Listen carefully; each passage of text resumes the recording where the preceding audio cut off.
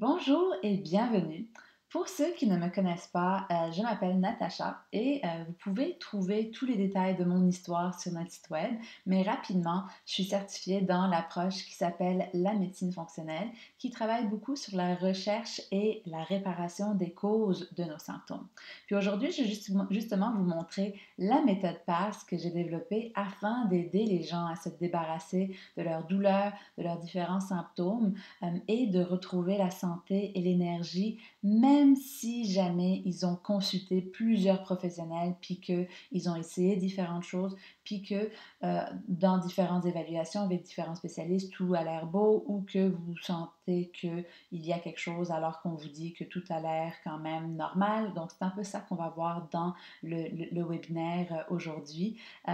Donc, juste côté logistique, prenez en note toutes vos questions parce que vous allez pouvoir les poser à mon équipe après si jamais vous avez encore des questions, mais vous allez voir que quasiment 95% de toutes les questions que les gens ont avant le webinaire sont souvent répondues tout au long du webinaire au fur et à mesure. D'accord? Donc, si vous êtes là, c'est parce que vous faites partie d'une de ces quatre différentes situations. Numéro un, il y a certaines personnes qui sont là parce qu'ils sont tannés justement des résultats qu'ils ont dans leur santé. Ils sont tannés que tous les efforts qu'ils mettent ne leur ramènent pas de résultats. Il y en a d'autres qui vont être là parce qu'ils veulent optimiser, puis ils veulent vraiment se sentir en pleine forme pour leur âge, puis vieillir en santé.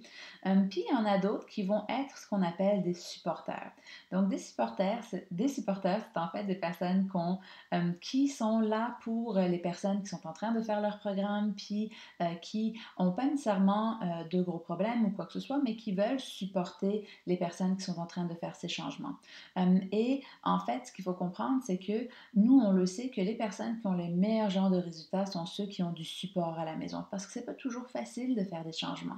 Donc, si jamais vous avez quelqu'un qui écoute cette vidéo avec vous et qui est un supporter, je vous dirais de prendre quelques secondes puis de les remercier. Puis si jamais vous avez des personnes dans votre entourage qui vivent avec vous puis qui vont être impactées par vos changements, si jamais vous faites des changements d'habitude ou quoi que ce soit, je vous dirais de mettre pause sur la vidéo puis de tout de suite aller les appeler pour qu'ils vous rejoignent, pour qu'ils puissent comprendre pourquoi vous avez certains symptômes puis quel genre de changement que vous ferez si jamais c'est une approche qui vous convient. D'accord? Donc, si jamais vous avez des personnes dans votre alentour qui pourraient être impactées par vos changements d'habitude, tout de suite, mettez pause sur la vidéo pour que vous ayez les chercher. D'accord? Puis, donc, ça, c'est les trois premières raisons. La quatrième raison, c'est des fois parce qu'il y a certaines personnes qui un ami leur a parlé de nous ou que vous nous avez trouvé sur Internet, puis que vous voulez justement savoir comment on fonctionne. Ça aussi, ce sera couvert. D'accord? Et pour tous ceux qui restent jusqu'à la fin, vous allez recevoir un cadeau que vous décidiez ou pas de continuer avec nous. Vous allez recevoir ce cadeau. Puis justement, ce cadeau, on a souvent du feedback très positif des gens qui l'utilisent. Les gens adorent l'essayer et continuent à l'utiliser vraiment sur le long terme. Donc, j'ai très hâte que vous découvriez ça. D'accord? Donc, en gros, si vous faites partie des gens qui vivent avec des douleurs chroniques, des douleurs invalidantes, de la fatigue chronique, des problèmes digestifs, cette présentation va être extrêmement importante pour vous parce qu'elle va vraiment vous présenter les solutions et la façon de les faire qui permettent d'avoir des changements durables et profonds dans votre santé pour justement renverser les effets du temps et vivre à votre pleine vitalité pour les années à venir. Donc, dans la première partie, ça vous allez voir, ça va être un enregistrement que vous allez voir de une de mes conférences que j'ai fait en direct avec des personnes qui me donnaient des commentaires au fur et à mesure.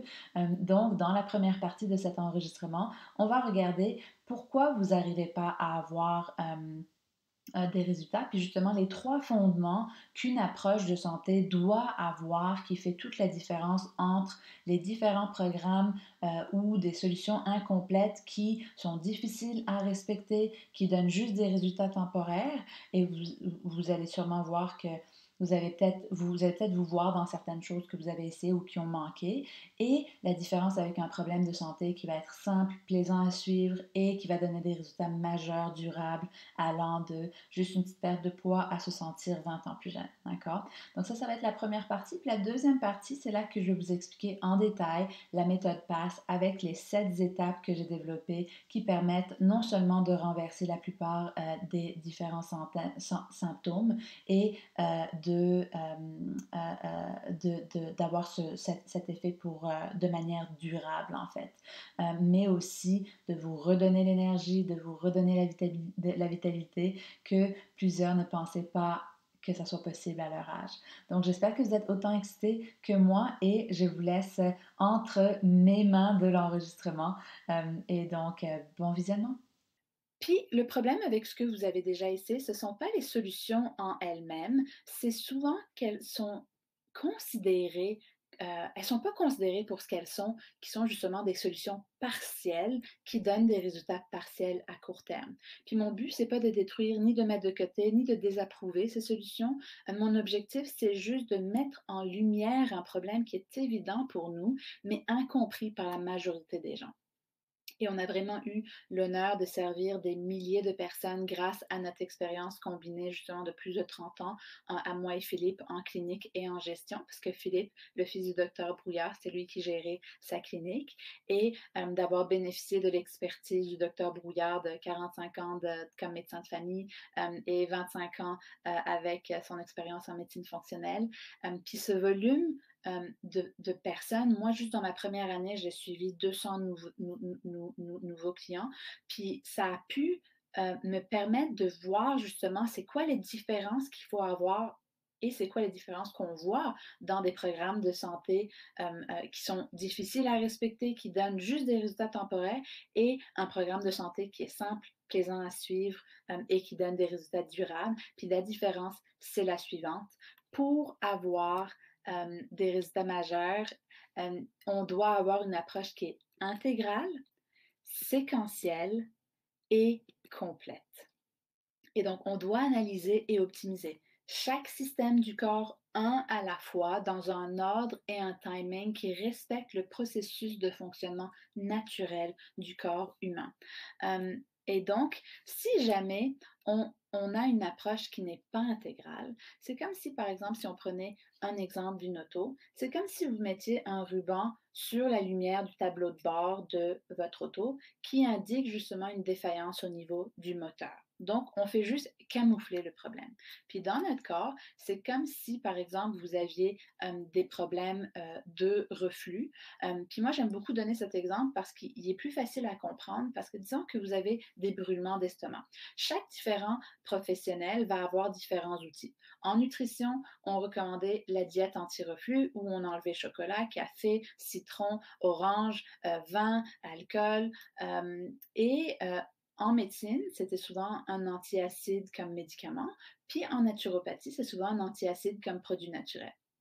Puis là, disons que par exemple, on fait la diète, puis on enlève tous ces aliments-là. Puis là, dès qu'on remange un morceau de chocolat, on recommence à avoir des brûlements. Est-ce qu'on a vraiment réparé la cause du problème ou est-ce qu'on a juste patché? C'est là que je me suis rendu compte qu'on pouvait mettre un ruban sur le problème, même avec l'alimentation. Moi qui pensais que l'alimentation, c'était toujours en train de travailler sur la cause, la prévention, c'est là que je me suis rendu compte que on peut tellement devenir restreint dans une alimentation. Puis dès que si on déroge, on a des symptômes, ça veut dire qu'on n'est pas en train de travailler sur la cause. Puis j'adore justement cette image qui montre quand on est en train de passer la mop, ben, disons qu'à chaque fois, on doit constamment enlever certains aliments. On n'est pas en train de régler la cause qui est d'aller fermer le robinet. Puis en médecine fonctionnelle, la cause sous-jacente pour beaucoup de personnes qui ont des reflux, c'est une déficience en zinc. Et donc là, oui, on va peut-être prendre un comprimé de zinc temporairement pour refaire nos réserves, mais une fois que nos réserves sont faites, on n'en a plus besoin. Et donc, c'est là qu'on est en train de fermer le robinet, puis on n'est pas encore dépendant d'une approche stricte ou qui nous demande de prendre quelque chose à tous les jours sur du long terme. Et donc, justement, si jamais l'approche, quand on dit qu'elle est intégrale, c'est qu'on regarde vraiment la cause. C'est pas mal ce que l'approche de la médecine fonctionnelle enseigne. C'est là vraiment que, comme je disais, j'ai été très chanceuse parce qu'avec le nombre très élevé de cas complexes, c'est là que j'ai vu non seulement que non seulement que j'ai pu avoir l'expérience sur comment pratiquer sur des cas complexes, mais c'est là que j'ai vu qu'il y avait des étapes qui permettent d'avoir des résultats beaucoup plus rapidement. C'est là que j'ai vu que l'approche devait être séquentielle. Et donc, si une approche n'est pas séquentielle, c'est l'équivalent pour une auto de changer un pneu, disons que le pneu gauche est usé prématurément, sans regarder l'état de l'alignement de l'auto. Donc, peu importe la qualité du pneu que vous allez utiliser, il sera toujours usé de façon prématurée si votre auto est désalignée. Et donc, on parle d'un ordre spécifique de système à vérifier pour avoir des résultats durables. Et donc, au niveau de votre corps, c'est comme si vous aviez des problèmes d'absorption digestive, donc vous n'arrivez pas à absorber votre alimentation, mais que vous achetez la meilleure alimentation bio, les meilleurs suppléments sur la planète, vous allez probablement continuer à avoir des problèmes si jamais vous n'êtes pas capable de les absorber, même si c'est les meilleures solutions sur la planète.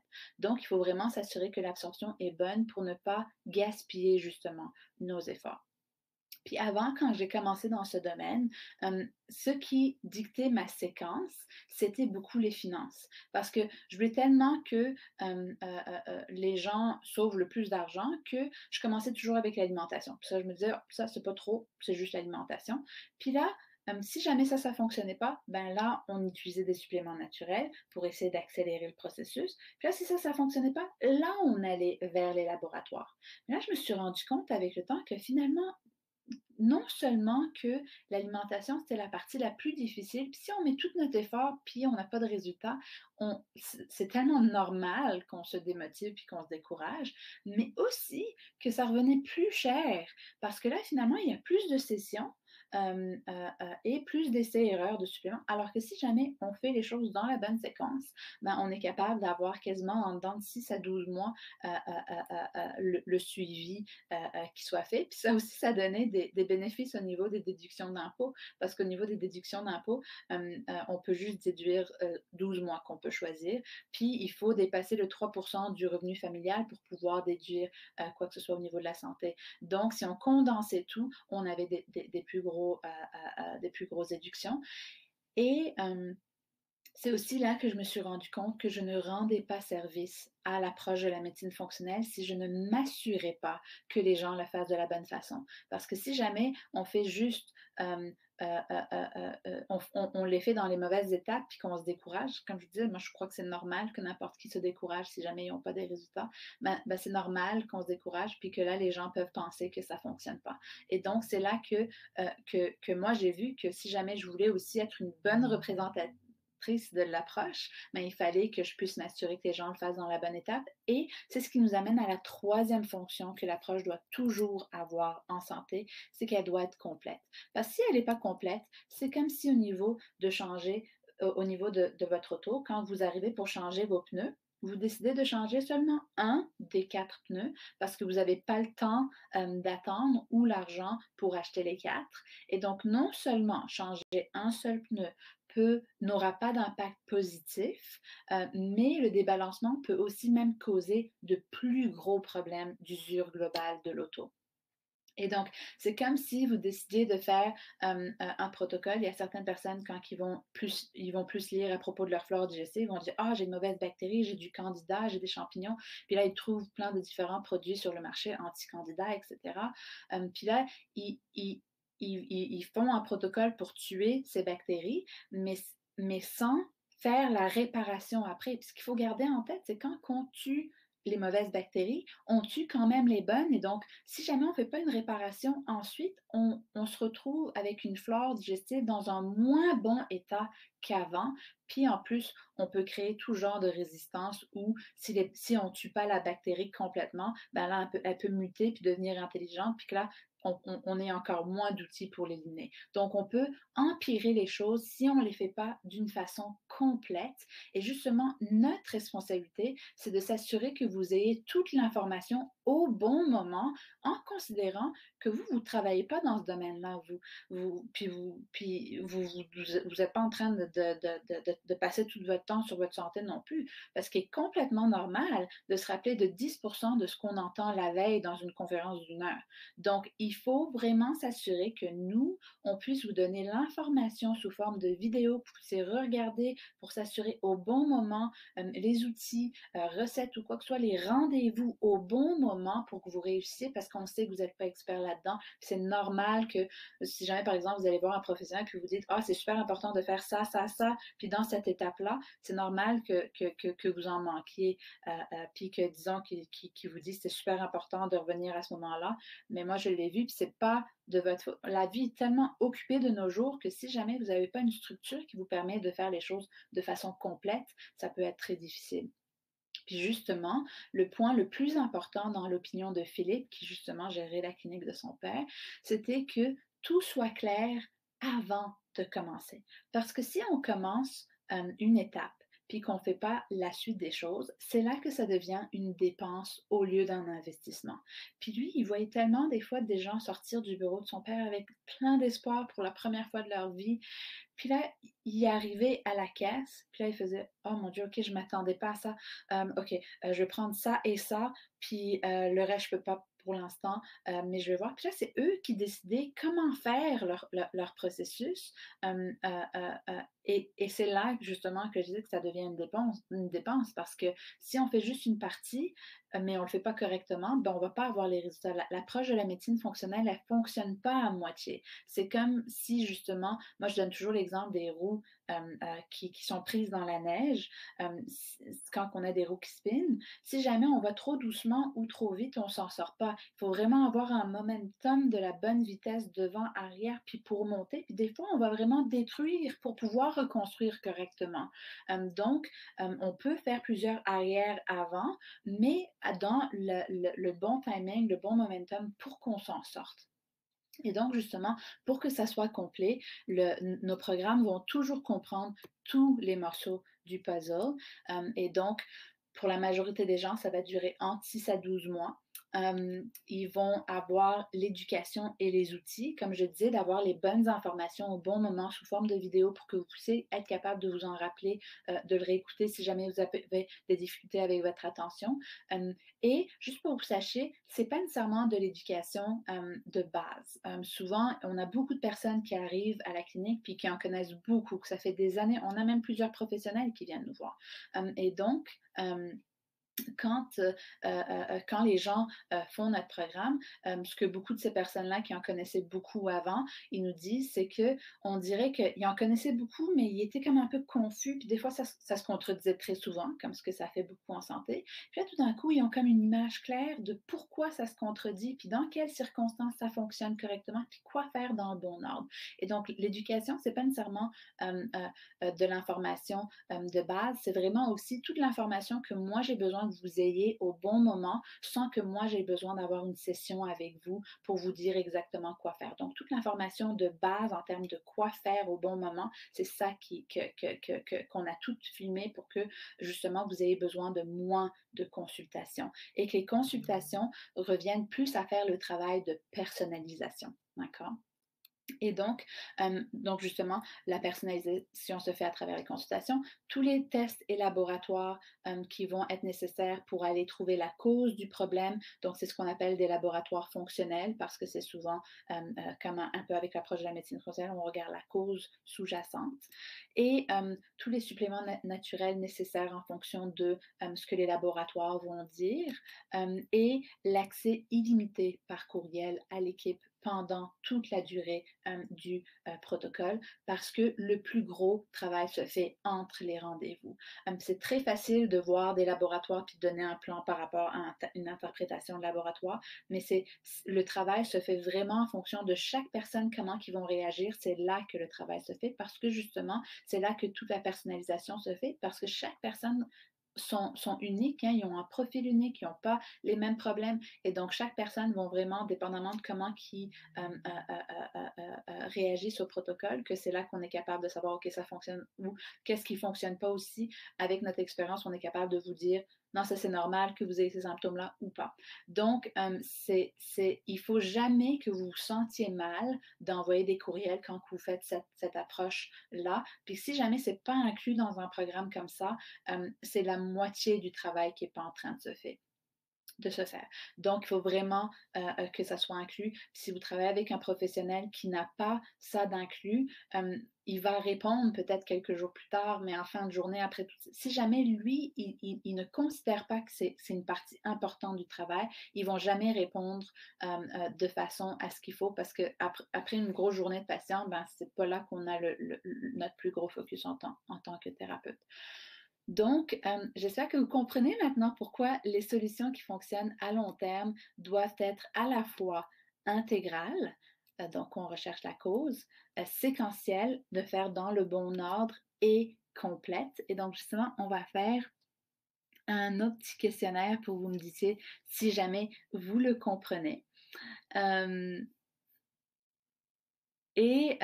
que j'aime beaucoup dire à ce niveau-là, c'est que il faut avoir les trois ensemble aussi, parce qu'on pourrait avoir une approche qui recherche la cause, mais si on fait juste la première partie, comme ce qu'on a dit tout à l'heure, ça ne va pas fonctionner. Puis même chose, on pourrait avoir un programme complet avec toute l'information d'enregistrer, les consultes, le suivi par courriel, mais qui ne va pas à la cause, puis ça ne va pas fonctionner.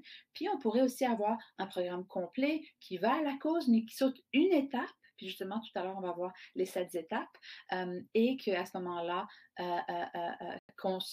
que sans vous apercevoir, que vous nuisez à votre santé plutôt qu'à l'améliorer. C'est souvent à court terme qu'on s'en aperçoit pas, puis là au long terme qu'on le découvre.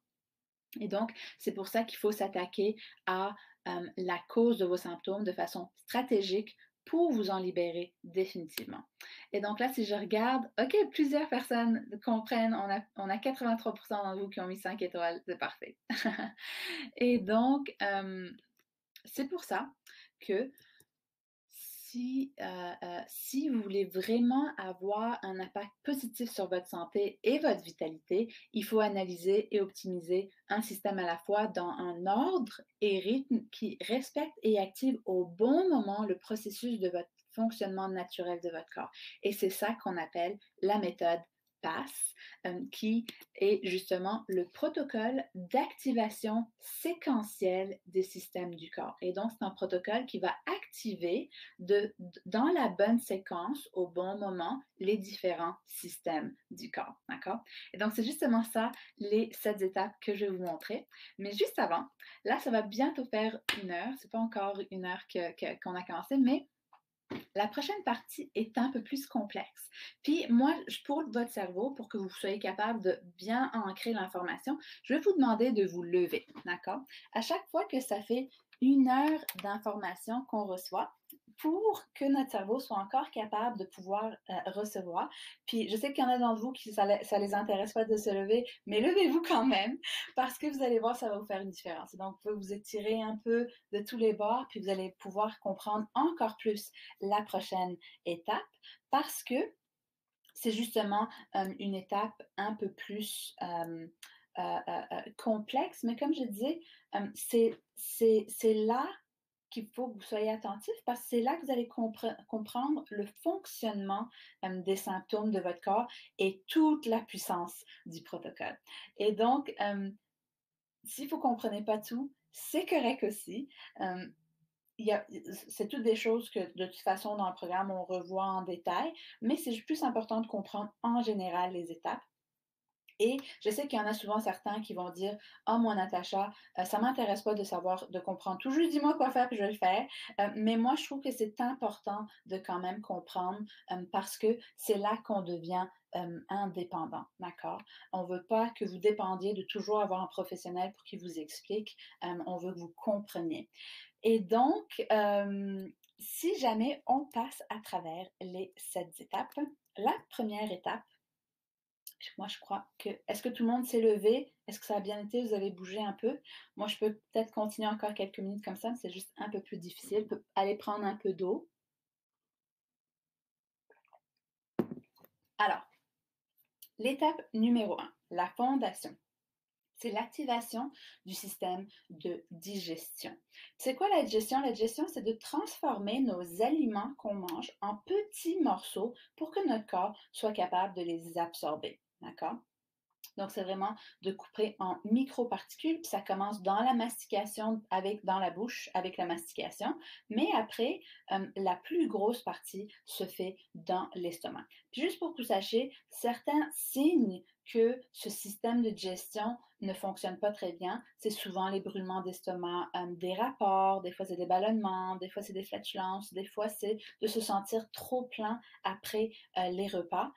Des fois, c'est des indigestions, nausées, diarrhée, constipation, avoir des ongles faibles ou même des selles avec des aliments non digérés dans vos selles. Et des fois aussi des démangeaisons au niveau du rectum. Et donc, la première chose qu'on doit faire pour savoir si ce système de digestion est bien balancé, c'est au niveau de l'estomac, c'est de voir si jamais il y a la présence d'une bactérie qu'on appelle Helicobacter pylori. Et donc, ça a l'air d'un gros nom pour une petite bactérie comme celle-ci. Et là, le diminutif, c'est le H. pylori. Ce qu'il faut comprendre, c'est que si jamais vous avez cette bactérie, ça va nous empêcher d'atteindre les résultats, les résultats si jamais on en est porteur. Et ce qu'il faut comprendre aussi de cette bactérie-là, c'est quand elle est dans l'estomac, elle peut vraiment s'incruster dans les muqueuses de notre système digestif puis créer des ulcères. Donc, des ulcères, c'est quoi? C'est un peu comme des blessures, puis ça peut saigner. Puis c'est à ce moment-là, justement, que si ça saigne, parce que le sang est dans l'estomac, le temps qui se retrouve, qui passe à travers tout le système digestif, quand il sort dans nos selles, il est noir. Donc, souvent, les personnes qui ont des selles noires, ça peut être un signe qu'ils ont cette bactérie-là. Les personnes aussi qui ont de l'anémie parce qu'ils perdent du sang, ça peut être ça. Mais le symptôme le plus prévalent qu'on va avoir, c'est des reflux. Et donc, si jamais vous avez des brûlements, c'est pas toujours la cause, mais ça peut l'être. Puis, ça peut valoir la peine justement de le faire vérifier, même avant que vous veniez nous voir, et puis ça peut se faire vérifier avec votre médecin. C'est pas tous les médecins qui sont ouverts à le tester parce que ils pensent que c'est plus simple de juste prendre un antiacide comme médicament parce qu'eux, ils pensent que cette bactérie-là revient toujours. Mais c'est pas ce qu'on voyait dans notre expérience, moi et le docteur Brouillard. On avait eu juste un cas que ça revenait constamment. C'était une femme qui, c'était positif, il lui donnait le protocole, puis là, après il retesté, c'était parti, puis là, ça revenait quelques mois après. Puis les symptômes revenaient aussi. Puis là, on a commencé à faire plein de recherches pour comprendre mais pourquoi ça revient. Puis on a trouvé que c'était une bactérie qui pouvait être contagieuse par la salive. Et donc là, elle et son conjoint, on les a fait tester. Puis son conjoint qui avait aucun symptôme, finalement était positif. Puis c'était lui qui le lui redonnait à chaque fois. Et donc là, quand les deux ont pris le protocole pour éliminer la bactérie, ce n'est plus revenu pour la femme. Et donc à cause de ça, c'est pour ça que c'est pas tous les médecins qui sont ouverts à ça. Puis vous allez voir, si jamais vous avez de la difficulté, on va pouvoir vous supporter à quoi dire pour que vous soyez capable d'avoir ces tests parce qu'ils sont couverts par la RAMQ. Puis juste pour que vous sachiez, oui, si jamais on a cette bactérie-là, il faut prendre un gros protocole d'antibiotiques. D'accord? C'est quasiment une triple thérapie d'antibiotiques. Puis il y a certaines personnes, ça peut leur faire peur. Non, je ne veux pas prendre d'antibiotiques, c'est mauvais pour la flore. Mais des fois, d'avoir cette bactérie, ça peut être pire que de prendre les antibiotiques pour quelques semaines. Puis rappelez-vous, c'est comme quand on a la maison en feu, il faut être agressif, il faut appeler les pompiers, il faut faire l'approche justement de santé agressive pour pouvoir après reconstruire sur une meilleure fondation. Donc, des fois, c'est pour ça que je dis que il faut vraiment pouvoir être à l'écoute de c'est quoi le besoin au bon moment. D'accord? Donc ça, c'est la première étape qu'on peut vérifier. Une fois qu'on a vérifié que cette bactérie n'est pas présente, c'est là qu'on peut procéder à l'analyse de voir si vous avez assez d'acidité dans votre estomac. Ça se fait avec un petit test tout simple qui peut se faire à la maison. Puis l'objectif, c'est vraiment de s'assurer que votre estomac produise une bonne acidité et des bonnes enzymes pour bien digérer vos aliments comme ce qu'il est supposé faire. Et donc, à ce moment-là, si jamais il digère bien, c'est là qu'on peut passer à la prochaine étape. C'est un autre test qu'on va faire, puis dépendamment des résultats de ce test-là, c'est des actions complètement différentes. Donc, pour passer à la prochaine étape, il faut attendre. Mais déjà, à cette étape-là, il y a déjà plusieurs personnes qui, des fois, vont nous dire qu'ils se sentent déjà mieux, qu'ils se sentent bien pendant, puis après leur repas, qu'ils digèrent mieux, qui sentent qu'ils, des fois, ont plus d'énergie déjà. Et donc, déjà, certaines personnes nous disent qu'ils sont heureux d'avoir commencé leur programme, même pas après quelques semaines de début du programme. Et donc, l'étape numéro 2, qui est l'activation du système d'absorption. Et donc, le système d'absorption, c'est, là je vais vous montrer comment le système digestif fonctionne. Donc, vous vous rappelez, on a l'estomac qui va digérer les aliments pour les rendre en petits morceaux. Puis ensuite, le petit intestin, puis là, vous ne pouvez pas voir ma souris, mais le petit intestin, c'est tout ce qu'il y a au milieu qui est en rose pâle. C'est tous vos intestins ou l'intestin grêle. Les deux noms sont utilisés. C'est la job du petit intestin, c'est d'absorber nos aliments, d'accord? La seule chose qui ne s'absorbe pas, c'est nos fibres, parce que nos fibres vont aller dans le gros intestin, puis notre gros intestin va former nos sels, va condenser ces fibres pour former nos sels, d'accord? Et donc, le travail du petit intestin, c'est d'absorber. Ensuite, le gros intestin, c'est lui qui va former les sels. Puis c'est le gros intestin qui contient nos mauvaises notre flore digestive. Pas juste les mauvaises bactéries, mais les bonnes aussi. Les bonnes, et s'il y a des mauvaises, ils vont être dans le gros intestin. D'accord? Donc ça, c'est super important à comprendre. C'est la flore digestive se retrouve dans le gros intestin, pas dans le petit. On n'est pas supposé à peine avoir de bactéries dans le petit intestin. Mais ce qui arrive quand on a des mauvaises bactéries dans notre gros intestin, c'est que pour prendre l'expansion, si jamais ils se multiplient, ils se multiplient, ils se multiplient, ils ne peuvent pas se multiplier du trou de notre anus. Là, il y a comme une sortie. Donc, si jamais ils se multiplient, ils vont souvent se multiplier, puis aller en arrière vers le petit intestin. Et donc là, c'est ce qu'on appelle une surcroissance bactérienne au niveau du petit intestin. Là où le petit intestin est supposé absorber nos nutriments, c'est là que si les bactéries migrent, ils se multiplient puis ils migrent dans le petit intestin, les bactéries vont commencer à les fermenter au lieu d'absorber nos aliments. Et donc, en anglais, c'est quoi? Ça s'appelle Small Intestinal Bacterial Overgrowth ou l'acronyme SIBO ou le terme SIBO. Et donc, il y en a peut-être d'entre vous qui ont déjà entendu parler de ce terme. C'est de plus en plus populaire sur Internet que les gens en parlent, mais c'est assez épeurant des fois ce qui se partage. Les gens partagent n'importe quoi. Donc, en tout cas, il faut faire attention à ce qu'on lit sur Internet. Mais les symptômes typiques, c'est quoi? C'est que les gens vont souvent se réveiller le matin et ils vont bien se sentir. Puis après, à chaque repas, puis là, à la fin de la journée, ils se sentent comme s'ils sont 3-4 mois enceintes, alors qu'ils ont mangé des bons aliments. Et c'est pas une fille ou un garçon, c'est un burger. Donc ça peut être un des symptômes des gros ballonnements, des gaz qui sentent les œufs pourris, parce que rappelez-vous, les bactéries fermentent beaucoup plus tôt dans le système digestif, donc là, ça fermente encore plus longtemps. Et il y a d'autres personnes qui peuvent avoir une mauvaise haleine, même s'ils ont une bonne hygiène dentaire.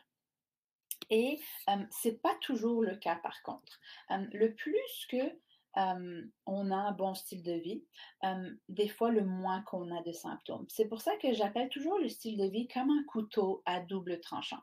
Parce que d'un côté, c'est super bien si vous avez un bon style de vie, c'est des bons efforts, ça fait de la prévention, mais d'un autre côté, si jamais, dès que vous dérogez de votre bon style de vie, vous avez plein de symptômes, c'est là que vous êtes en train d'utiliser l'alimentation comme un ruban, comme un patching. Vous n'êtes pas en train de travailler sur la cause du problème.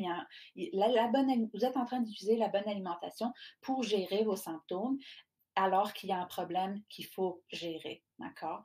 Donc, souvent, justement, les athlètes qu'on a, vont souvent pas avoir beaucoup de symptômes parce qu'ils s'entraînent tellement beaucoup dans leur journée qu'on ne s'en rend pas compte. Puis ça a été justement le cas de Philippe. Donc Philippe, mon mari, lui, il faisait partie de l'équipe provinciale de ski acrobatique et quand je regardais pour tout ce qu'il faisait comme entraînement, puis ce qu'il mangeait, moi, je me disais, mais comment ça se fait que il ne prend pas plus de masse musculaire? Il n'y avait pas de problème en tant que tel, puis il n'y avait aucun problème digestif. J'étais tellement jalouse de Cécile quand je l'ai rencontré. Moi, j'avais pas de problème digestif au début. Et donc, euh, et donc là, je disais, comment ça se fait? Il devrait comme prendre plus de masse musculaire si jamais on fait les bons calculs. Puis là, je me dis, bon, il y a peut-être un problème d'absorption. On va faire le test pour voir si peut-être il a une bactérie, je ne sais pas. Puis là, on fait le test, puis il y a des résultats tellement hauts. C'était comme dans les plus hauts que dans les plus hauts que j'avais vus. Puis là, c'est là que je me suis rendu compte que il y avait ce problème-là. Puis là, on l'a éliminé. Puis là, finalement, son corps a répondu tellement mieux. Puis justement, il y a 2 semaines, j'avais un couple qui était venu. C'était tellement drôle parce que la conjointe était très, très malade. C'était très jeune, c'était dans l'air début trentaine, mais la conjointe était très malade, puis le conjoint avait aucun problème. Puis lui, il se disait, bah, je veux faire les tests aussi, je sais jamais, moi j'aimerais savoir si jamais j'ai des problèmes plutôt que plus tard. Puis là, quand j'ai vu les résultats, lui, il n'y avait aucun symptôme, puis ses résultats étaient positifs. Puis là j'ai dit, waouh, il a été vraiment chanceux que sa conjointe avait des problèmes de santé pour que lui il ait eu la chance de se demander s'il pouvait faire les tests. Parce que si jamais elle n'était pas avec lui, jamais il aurait fait ces tests. Et donc là, moi je dis qu'il était très chanceux de l'avoir et qu'il devrait la remercier parce que justement, sur le long terme, une bactérie qui est dans le petit intestin qui vous empêche de bien absorber vos aliments va faire que vous allez manquer de nutriments, mais aussi vous allez avoir tellement de mauvaises bactéries tout au long de votre flore que ça peut créer beaucoup d'inflammation. Puis là, petit à petit, avec le temps, on a mal, on a de la douleur ici et là, puis on ne sait pas trop pourquoi. On se blesse un peu plus après nos entraînements parce qu'on a plus d'inflammation. Et donc, c'est super important de ne pas nécessairement se fier juste sur les symptômes, mais de le vérifier. Mais le plus gros problème avec cette bactérie, c'est que c'est tous les meilleurs aliments qui fermentent dans le petit intestin si jamais on a cette bactérie. Puis, tous les meilleurs aliments, l'ail, l'oignon, tout ce qui nourrit les bonnes bactéries, en fait, brocoli, chou-fleur, avocat, graines de chia, graines de lin, les fibres, les pommes, la choucroute, tout ce qui est probiotique, qu'on a besoin pour réparer une flore, vont nourrir cette bactérie, les mauvaises bactéries aussi si elles sont aux mauvaises places. Et c'est là, justement, je ne sais pas s'il y en a d'entre vous qui connaissent la diète FODMAP, justement, c'est une diète qui est très riche dans tous ces aliments-là. Puis, c'est une diète que maintenant on recommande beaucoup elle est beaucoup recommandée par les gastro-entérologues, les nutritionnistes. Puis c'est bien parce qu'au moins ils parlent du lien entre l'alimentation puis le système digestif maintenant. Sauf que c'est une diète où on doit éliminer tous ces aliments, puis après ça, il laisse les gens sur cette alimentation-là, faible en FODMAP, qui non seulement est très difficile à faire, parce qu'imaginez pas avoir d'ail ni d'oignon au restaurant, c'est quasiment impossible, mais aussi, moi je dis que c'est comme la pire diète pour la santé, parce que c'est tout ce qui nourrit les bonnes bactéries. Oui, là, on nourrit pas les mauvaises, puis on a moins de symptômes, mais on n'est pas en train de nourrir les bonnes, puis on est en train d'empirer la flore avec le temps si on nourrit pas les bonnes non plus. Donc, c'est pour ça que c'est là que tous les outils de réparation qu'on pourrait acheter, les gens achètent des probiotiques, des trucs, si jamais ils ont cette bactérie, ça ne va pas fonctionner. Et donc, comment on fait pour savoir si jamais on l'a? C'est avec ce qu'on appelle un test respiratoire. Puis c'est très simple, vous avez une diète spéciale la veille à suivre, vous buvez un liquide le lendemain matin, puis vous soufflez dans des tubes aux 20 minutes pendant 3 heures, et on reçoit les résultats en dedans d'1 ou 2 semaines. Et donc, si c'est positif, c'est là qu'on vous donne un protocole pour l'éliminer. Puis si c'est négatif, on passe à la prochaine étape. Puis juste pour que vous sachiez, des fois, il y a des gens qui vont me demander, mais comment ça se fait qu'on n'en a jamais parlé avant? Pourquoi c'est pas connu ici? Puis plusieurs gastro-entérologues connaissent le SIBO, la surcroissance bactérienne au niveau du petit intestin.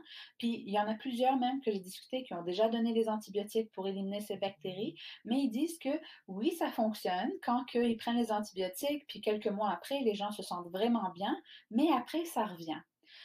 C'est ça le plus gros problème. Puis pour la raison pour laquelle les choses doivent être faites de façon séquentielle. Puis surtout parce que avec les gastroentérologues, puisque c'est un antibiotique qui n'est pas couvert par la RAMQ, souvent ils ne vont pas nécessairement vouloir continuer, surtout que c'est un antibiotique, c'est pas nécessairement bien de prendre sur du long terme. Et donc, c'est pour ça qu'il y a environ 12 mois d'attente dans le système public pour pouvoir faire ces tests.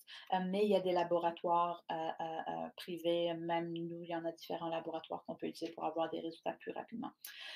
Et donc, le plus gros problème de cette bactérie du petit intestin, c'est que ça peut revenir si on ne fait pas la prochaine étape tout de suite. Parce que rappelez-vous, disons que vous avez les bactéries dans le petit intestin au milieu et que vous les éliminez. Mais si jamais la cause du problème n'a pas été éliminée, puis rappelez-vous, la cause d'avoir eu des mauvaises bactéries dans le petit intestin, elle vient de où? Du gros intestin. Donc, si jamais on n'a pas fait ensuite un test de sel pour voir c'est quelle mauvaise bactérie qui a causé de aller dans le petit intestin, c'est là que ça va revenir.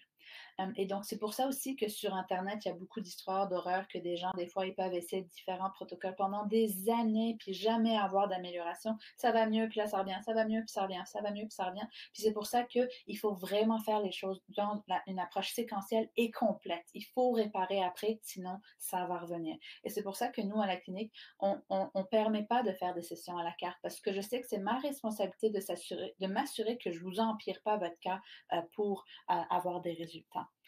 Et donc, justement, là, je vais vous montrer le cas d'un monsieur qui, lui, avait beaucoup de contacts dans le système de santé, puis qui avait fait tous les tests, puis tout revenait négatif, jusqu'à temps que, justement, le chef du département lui dit que c'était juste entre ses deux oreilles, puis que, justement, il s'en faisait trop, il n'y avait pas de problème, arrête de t'en faire avec ça. Et donc, il avait justement la bactérie. Puis je vais les laisser vous en parler. Puis juste pour que vous sachiez, toutes les vidéos qu'on va vous montrer, les exemples qu'on donne sont pour illustrer, c'est ce qu'il y a écrit en bas, sont juste pour illustrer les résultats potentiels et ne sont pas là pour représenter ou garantir que tout le monde aura les mêmes résultats ou des résultats similaires. Et le succès dépend de chaque personne, de son engagement dans le programme, de son portrait de santé actuel et les actions qu'ils vont poser pour atteindre leurs objectifs, d'accord? Donc ça, c'est normal qu'on le dise. On ne peut pas faire le travail pour vous, donc c'est juste important de le dire à chaque fois. Et juste pour que vous sachiez, là dans cette vidéo-là, il est correct, mais il y a deux autres vidéos qu'on va vous montrer, puis les deux autres vidéos étaient beaucoup plus longues. Les personnes des ont beaucoup de choses à dire, donc on les a coupées, mais vous en faites pas si c'est coupé, c'est juste pour qu'on ne passe pas des heures sur des cas d'autres personnes. Donc là, je vais vous montrer son vidéo.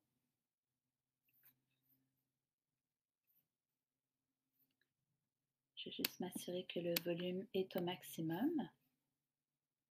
Pendant de nombreuses années, j'ai souffert de différents maux, dont, exemple, des ballonnements intestinaux majeurs, des problèmes de l'estomac, des reflux gastriques qui allaient jusqu'au mal de tête, les yeux rouges. Je ne savais jamais ce que j'avais. J'ai été dans les hôpitaux, on a passé tous les tests médicaux inimaginables, des scans, des échos, on ne trouvait jamais rien. Qui m'ont pris en charge, qui ont su m'écouter attentivement, et nous avons établi ensemble un protocole nutritif pour pouvoir m'aider à régler mes problèmes intestinaux et d'estomac. Pendant de nombreux mois, j'ai suivi ce protocole et ma santé s'est rétablie. Je dis merci à toute cette équipe-là qui sait m'écouter, dont le service à la clientèle est impeccable et qui sont accessibles en tout temps. Alors, j'espère que vous avez pu bien entendre. Il y a quelqu'un qui a dit qu'il y avait de l'écho. Est-ce qu'il l'a eu tout le long? Là, j'ai essayé d'enlever le volume de mon bord, mais j'espère que ça a bien été. On entend en double. Tout le long, vous avez entendu en double, mais en tout cas, on verra. Pire des cas, on pourrait vous les mettre sur une page pour que vous les écoutiez si jamais c'est quelque chose qui est important pour vous. Mais c'était juste pour vous donner un exemple. Puis je vois que pour les autres, c'était correct. OK, il y a juste eu pour certaines personnes alors. OK. En gros, c'est ça que je disais. Le monsieur, il y avait la bactérie, puis quand on l'a éliminé, c'est là vraiment que ça a fait la différence. Donc, il était très, très content. Et donc, ça, c'était pour les deux premières parties qui sont pas mal très importantes. Les trois premières fondations sont les plus importantes. Là, on arrive un peu dans la prochaine partie qui est le système de fermentation. C'est quoi le système de fermentation? C'est comment notre flore digestive est importante. Puis elle est justement tellement importante parce qu'elle contient 10 fois plus de cellules combinées, de cellules que le reste de notre corps combiné. Donc, moi, je dis toujours qu'on est juste 10% humain, on est plutôt 90% bactéries, puis on est quasiment juste des transporteurs pour ces bactéries-là. Puis ils sont tellement importants parce que, comme le système digestif, c'est 60% de notre corps, c'est le 2/3, c'est 60% de notre système immunitaire qui est dans notre système digestif. Puis que c'est notre système digestif qui nous permet d'avoir un bon système immunitaire. C'est ça qu'on va justement voir dans les prochaines diapos. Donc, c'est super important à ce niveau-là. Et c'est aussi les bonnes bactéries qui vont produire le 3/4 des neurotransmetteurs, donc 75%, mais le neurotransmetteur, c'est quoi les neurotransmetteurs? C'est les messagers dans notre cerveau. Puis le messager du bonheur, qui est la sérotonine, est produit à 95% par nos bonnes bactéries.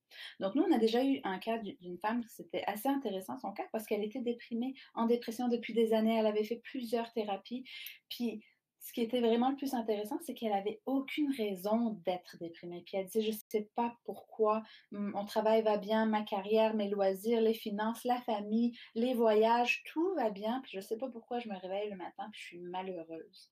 Puis nous, quand on a regardé son questionnaire, je voyais qu'elle avait quand même plusieurs symptômes digestifs, donc on s'est dit, peut-être, on va voir. Puis là, elle a c'était tellement drôle parce que à sa prochaine session, la personne à l'avant qui m'écrit, OK, elle est arrivée, tu peux venir la chercher. Elle dit, puis en plus, elle est vraiment de bonne humeur. Je ne l'ai jamais vue comme ça parce qu'elle était tellement négative. Puis c'était fou de voir vraiment la différence parce que moi, j'appelle quasiment notre flore digestive notre premier cerveau parce qu'il contrôle tellement, les deux sont tellement en relation tout le temps.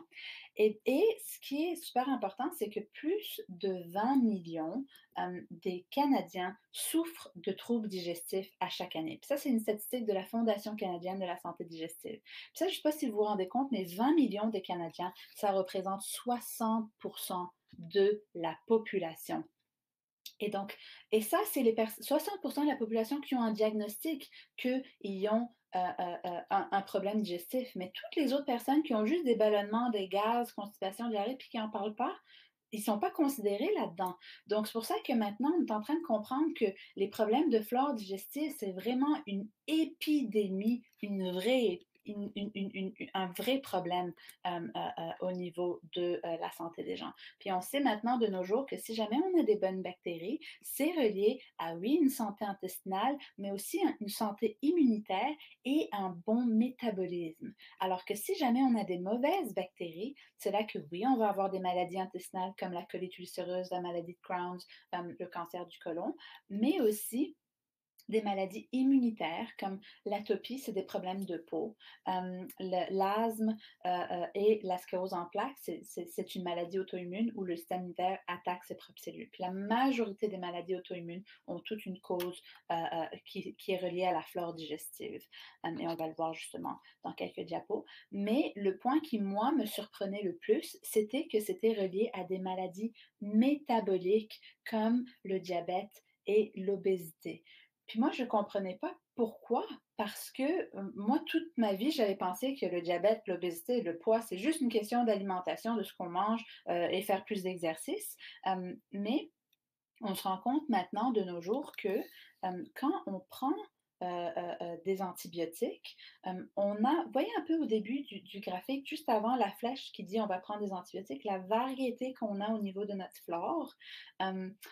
Et après, dès qu'on prend un antibiotique, c'est là qu'on a beaucoup moins de variété dans notre flore. Je ne sais pas si vous savez combien de temps ça prend pour retrouver notre flore si on ne fait rien, juste avec l'alimentation. Vous pouvez m'écrire dans les commentaires si vous le savez. Je sais qu'il y a certains gradués ici, peut-être pas tout de suite donner la réponse, laissez les autres essayer de deviner combien de temps ça prend pour refaire notre flore, avoir la variété une fois qu'on prend une prise d'antibiotique.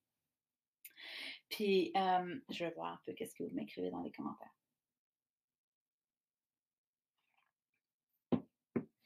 Puis je vais peut-être m'asseoir aussi entre-temps. Aucune idée. Il y a quelqu'un qui a écrit 1 an. C'est pas quelque chose que tout le monde connaît. Quelques semaines, quelqu'un d'autre a écrit et quelqu'un qui a écrit 2 ans. La dernière personne a raison, c'est 2 ans. Parce que gardez en tête que imaginez toutes les personnes, toute la génération d'enfants qui ont eu des otites, des amygdalites à chaque année puis qui prenaient des antibiotiques. Imaginez comment, si ça prenait 2 ans pour reconstruire notre flore, pendant combien d'années qu'ils n'avaient pas de support, de protection au niveau de rebâtir leurs bonnes bactéries. Donc, c'est tellement important est-ce que c'est à cause de ça, justement, qu'on a autant de problèmes de maladies chroniques, que c'est une épidémie, à cause que toute une génération ont eu des antibiotiques pendant toute leur enfance, puis qui n'ont pas été allaités, etc. Ça, c'est toutes des causes. Et donc, justement, c'est pour ça que souvent on va avoir besoin de produits naturels comme des probiotiques pour accélérer puis qu'on n'ait pas besoin de vous suivre pendant 2 ans. Donc ça, c'est super important justement et c'est pour ça que souvent les suppléments naturels vont nous aider à avoir un momentum spécifique. Puis justement, on sait depuis très longtemps que les antibiotiques au niveau de l'agriculture, si on en donne juste des petites quantités aux animaux, ils vont prendre du poids plus rapidement. Et justement, pour des bénéfices économiques, donc pour qu'ils prennent du poids plus rapidement, ils leur donnent juste des petites doses, puis ça fait 50 ans qu'ils font ça. Donc pourquoi chez les animaux, quand on change leur flore, ils prennent plus de poids? Ça, c'est normal, ça, c'est accepté, mais pour nous, les adultes, c'est juste à propos de ce qu'on mange, puis de ce qu'on brûle comme exercice, puis si jamais on n'arrive pas à perdre le poids, c'est qu'on est paresseux, puis qu'on ne le fait pas correctement. Donc maintenant, il y a de plus en plus d'études qui montrent qu'il y a un gros lien entre l'obésité et la flore digestive. Et donc, c'est pour ça que maintenant, j'explique souvent que si jamais on mange une salade 3 fois par jour, mais qu'on a des mauvaises bactéries, est-ce qu'on va réparer, est-ce qu'on va quand même avoir des résultats si on a des mauvaises bactéries? C'est là que moi, j'aime beaucoup appeler ces mauvaises bactéries comme des dictateurs. Tant qu'elles sont là, ces mauvaises bactéries, elles vont prendre toute la place, elles vont empêcher aux bonnes de reprendre le dessus, puis on pourrait avoir la meilleure alimentation, puis ça ne va pas faire le même effet. Puis justement, comment on fait pour savoir si on a des mauvaises bactéries? C'est avec un test de sel. Puis là, je vais vous donner un exemple. Ce genre de tests de sel, malheureusement, ne se font pas ici dans le système de santé. Donc, souvent, on va les envoyer aux États-Unis dans des laboratoires fonctionnels. Puis justement, ça, c'est un exemple de ce qui ressort comme résultat. Et donc, il y a toute la liste des bonnes bactéries. Où est-ce que vous vous situez? Puis c'est ça qui nous permet de savoir quel probiotique vous donnez. Parce qu'il y a tellement de personnes, justement, qui, des fois, vont essayer des probiotiques. Ça fonctionne tellement pour une autre, puis l'autre, ça ne fonctionne pas du tout. Ça dépend de vos bactéries, lesquelles que vous avez. Et après, la deuxième page, c'est quelle mauvaise bactérie qu'il y a. Puis dans ce cas-ci, c'était une femme qui faisait beaucoup d'infections vaginales à répétition, répétition. Son médecin lui donnait des antifongiques, puis ça revenait, puis elle avait des grosses rages de sucre. Puis si on regarde ici, dans le jaune, il y a un champignon qui était ressorti. Puis les champignons, c'est comme des mauvaises bactéries. C'est des dictateurs, ils prennent toute la place, puis ils créent tellement des rages de sucre incontrôlables que ça peut être très difficile pour les personnes ils peuvent beaucoup s'en vouloir que je suis pas bonne, c'est juste parce que si jamais j'étais capable d'enlever le sucre, là j'y arriverais. C'est souvent ils sont pas capables à cause de ces champignons-là. Puis justement, on avait un cas d'une maman qui, elle, nous avait amené sa fille de 12 ans qui avait déjà une maladie auto-immune à sa thyroïde à 12 ans. Puis là, elle était super inquiète, mais en même temps, elle dit, je ne sais pas si elle va être capable de faire le programme parce que c'est une bibite à sucre. Puis même si moi, j'en achète pas, elle va en avoir, elle va en cacher sous son lit, elle va aller au dépanneur, elle en a tout le temps, puis je suis pas capable de le lui arrêter. Puis là, je dis, ben, elle a peut-être des champignons, on va voir. Puis là, on a fait son test de sel, des champignons, on l'a mis sur le protocole pour enlever les champignons, puis ça a été comme, la mère n'en revenait pas, elle dit, elle demande plus des sucreries, elle dit qu'elle se plaint plus qu'elle a mal au ventre ou qu'elle a mal à la tête, puis tout d'un coup, son énergie est meilleure, puis donc c'est très, très important. Puis j'aime toujours dire que c'est pas parce qu'on n'a pas de symptômes digestifs qu'on n'a pas de mauvaises bactéries. À un moment, j'avais un couple, puis c'était une infirmière aussi. Je vous le dis, on a beaucoup d'infirmières qui font nos programmes. Elle était venue parce qu'elle avait un diabète incontrôlable. Puis elle a dit, Natacha, je sais qu'est-ce qu'il faut que je fasse. Je mange bien, je sais tout ce qu'il y a à faire, mais ça ne fonctionne pas. Elle avait plein de problèmes digestifs, des douleurs et là, son mari, lui, il dit, j'ai aucun problème, mais je veux le faire avec elle, je veux la supporter, moi aussi, je veux tout faire les tests. Puis donc là, ils arrivent, je reçois le résultat des tests de sel, puis là, je regarde les résultats de son mari, puis il avait 3 fois plus de mauvaises bactéries qu'elle. Puis là, je regarde ça, puis je suis comme: «OK, sûrement, peut-être qu'ils ont échangé leur tube, puis c'est pas possible». Puis en même temps, c'est une infirmière, donc ça m'étonnerait. Puis là, je leur demande, puis là, elle dit: «Non, non, non, j'ai bien mis le nom partout». Puis là, je dis: «Bon, OK». Ben, il y avait 3 fois plus de mauvaises bactéries, puis il y avait des champignons, il y en avait 2-3. Hem Puis là, donc je le mets sur son protocole. Puis là, à leur rendez-vous de suivi, heureusement que la personne avant eux, je l'avais par téléphone parce que moi j'étais prête pour aller les chercher, j'ai pas eu le temps d'aller les chercher, lui il est venu, il a tout de suite ouvert ouvert la porte. Puis il dit: «Natacha, j'ai plus mal au doigt». Puis là, je suis comme: «Ah, il m'a pas dit qu'il avait mal au doigt dans son questionnaire». Mais c'était un couple qui était dans leurs 70 ans, hein. Puis là, il dit: «J'ai plus mal au dos». Donc là, je suis comme: «Ah bah, finalement, il y avait» mais pour lui, c'était tellement normal avec l'âge d'avoir des problèmes d'articulation, d'arthrose. Mais c'est ça un peu que j'expliquais au début, c'est qu'on a tellement l'impression que c'est normal que notre qualité de vie se dégrade, mais si jamais on travaille sur la cause, on n'est pas supposé, en avoir de ces bobos-là qu'on appelle des bobos d'âge ou de vieillesse. Et donc et ce qui était le plus drôle, c'est que sa femme, elle avait tellement de difficultés avec lui parce qu'il voulait toujours des desserts après ses repas. Euh, Comme il avait des champignons, là, on l'a compris que c'était à cause de ça. Puis après, elle dit, c'est tellement le fun maintenant, il m'en demande plus de desserts parce qu'elle, qui avait son diabète à contrôler, c'était dur de faire des desserts puis de toujours devoir se contrôler à pas en manger parce que ça fonctionnait pas, ça répondait pas. Et donc, c'est tellement important ces tests-là, parce que des fois, on n'a pas de symptômes, puis ce que ça nous donne comme information. Puis là, je vous ai montré la page qui dit qu'est-ce qu'on a. Mais la partie la plus importante de ce test, c'est quand ils trouvent des mauvaises bactéries, ils vont les faire pousser, puis essayer tout genre de différents protocoles pour voir à quoi que les bactéries sont résistantes ou sensibles.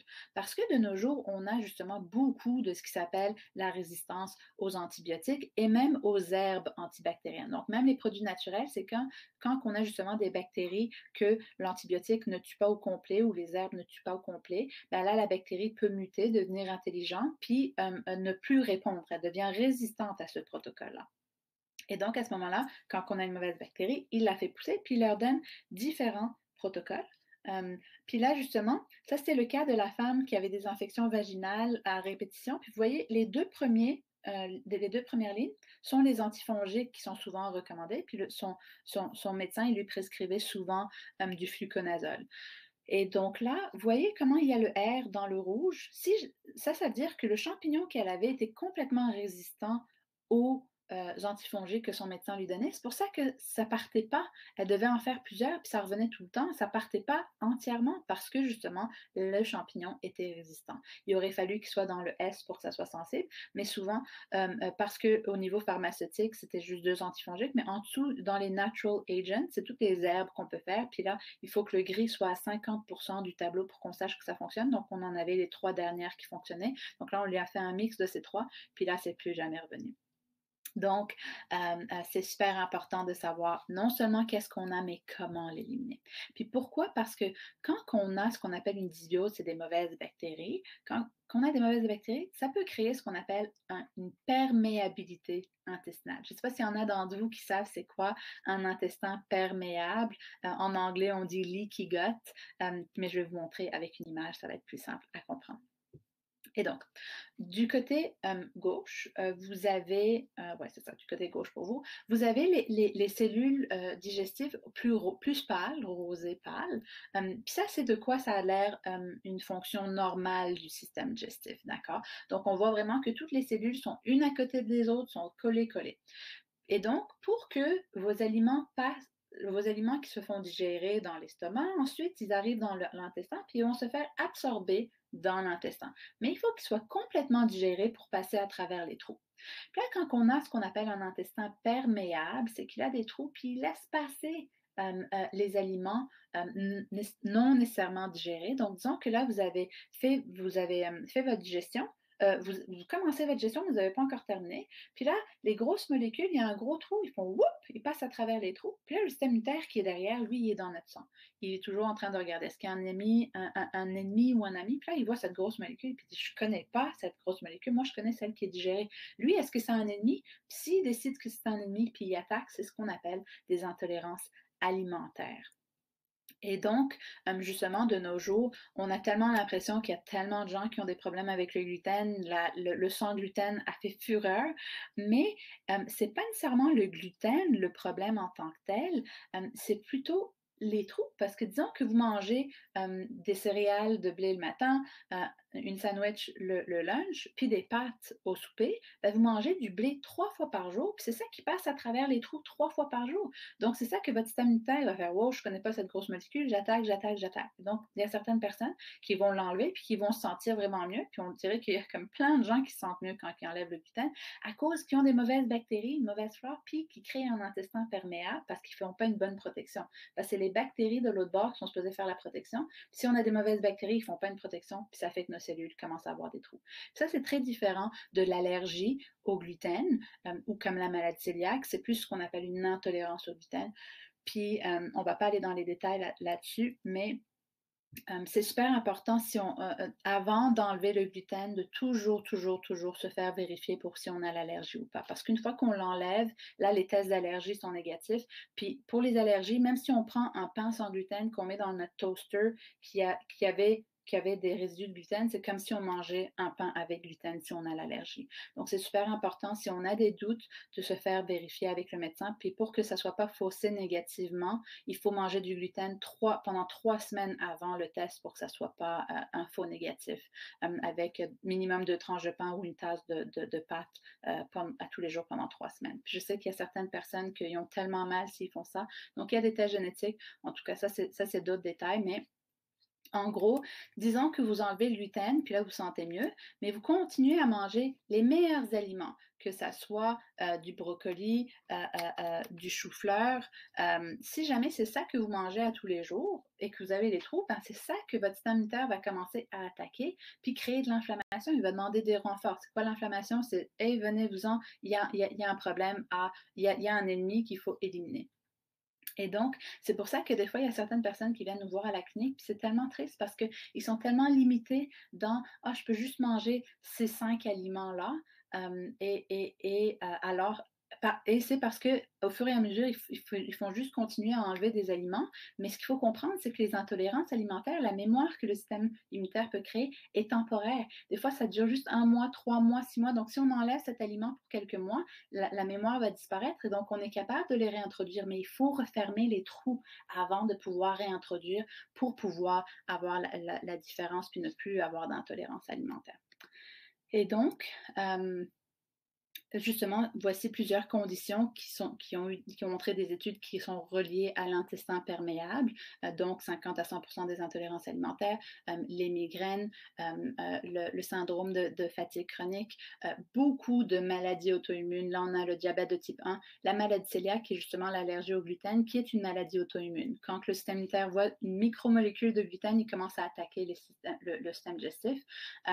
L'arthrite rhumatoïde, qui est quand que ça attaque nos articulations, le psoriasis quand ça attaque notre peau, la thyroïde d'Hashimoto quand ça attaque la thyroïde. Donc, plusieurs de ces maladies ont un gros lien avec l'intestin perméable parce que, pourquoi? Ça, il faut qu'on en parle parce que c'est vraiment important que vous compreniez ça. Quand que vous avez votre système digestif qui est fermé comme ça, c'est lui qui fait notre barrière protectrice physique. Donc, le nombre d'étrangers qui rentrent dans notre système digestif dans une journée, c'est équivalent au nombre d'étrangers que le système immunitaire qui est derrière notre barrière physique du système digestif va voir dans sa vie entière. Le nombre d'étrangers qui voit dans une journée, qui passe en une journée dans notre système digestif est équivalent au nombre d'étrangers que notre système immunitaire va voir dans sa vie entière. Donc là, si jamais on commence à avoir des trous, puis là, le nombre d'étrangers habituels commence à passer, puis là, le système immunitaire, il voit tous ces étrangers-là, il commence à en voir tellement, j'en ai jamais vu autant de ma vie, puis là, il commence à être confus, puis là, il commence à attaquer ses propres cellules.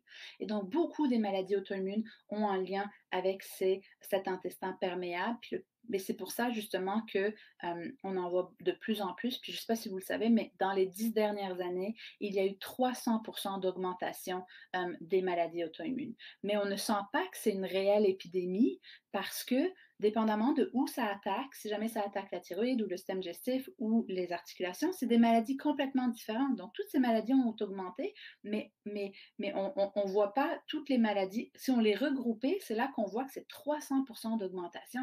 Ce qui est plus dangereux avec ces maladies auto-immunes, pas dangereux, mais le plus grave, c'est que les médicaments qui sont recommandés au niveau conventionnel pour rabaisser le système immunitaire, pour qu'il arrête d'attaquer ses propres cellules, sont très chers. Pour certaines maladies auto-immunes, ça tourne autour de 8 000 par personne par année de leur vie quand ils ont cette maladie auto-immune. Puis ça, c'est pas mal la moyenne. Puis moi, j'ai même eu une personne qui est venue nous voir que c'était 47 000 par année que la RAMQ couvrait pour sa maladie auto-immune. Donc, c'est énormément d'argent. Puis ça, c'est tous nos impôts qui payent ça. Donc, quand on pense que la santé est gratuite, elle ne l'est pas vraiment. On est tous en train de payer très cher. Puis si jamais on continue dans cette voie-là, on va vraiment faire faillite à cause de notre système de santé. Donc ça, c'est justement toutes les citations scientifiques des études qui montraient le lien. Puis là, je vais vous montrer justement un cas d'une personne qui avait une maladie auto-immune.